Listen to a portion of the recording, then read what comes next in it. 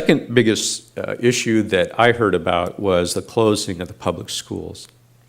And I just wanted to respond to you that we really had no say in the closing of the public schools. Our duty is to alert the police. We alerted our neighbors, like Marquette General Hospital, the businesses that are around us, Lakeview Arena, so on.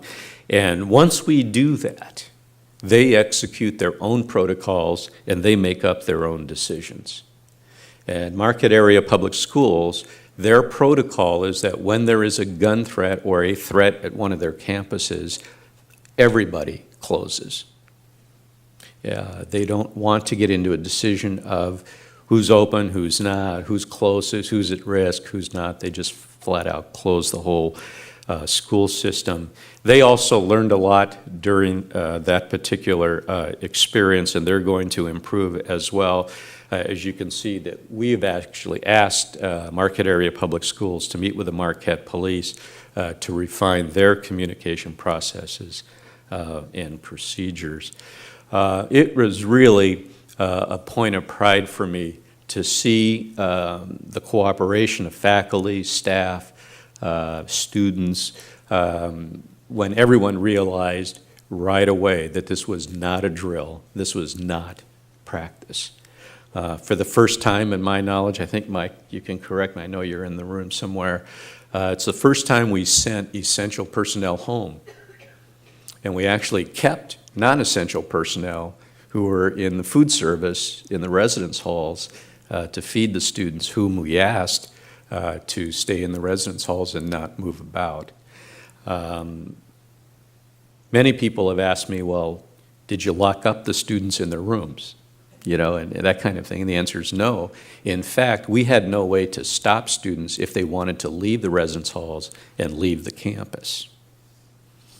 And so the cooperation that's required to, first of all, sort of evaluate the intensity of the threat, the decision to close campus, then the decision to evacuate, and getting roughly 6,500, 7,000 people off of campus was achieved in just about an hour. It was amazing. And we all, I think, should take a lot of credit for that, for doing the right thing at so many different levels.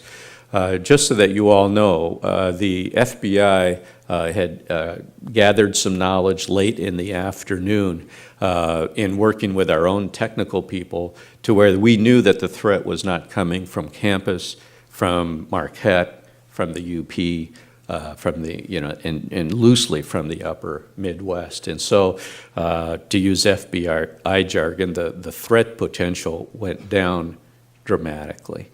And then from about 6 o'clock roughly to about 11 o'clock that evening, my administrative team, our emergency response team, our task at that point was to evaluate everything we knew and then make a decision about opening the next day. And I know that was controversial to a lot of students and a lot of us who are still scared. And as I've told students when I met with them over in the dining halls on Wednesday to go over there and meet with them while they were having lunch, that the president, the police force, we're all scared.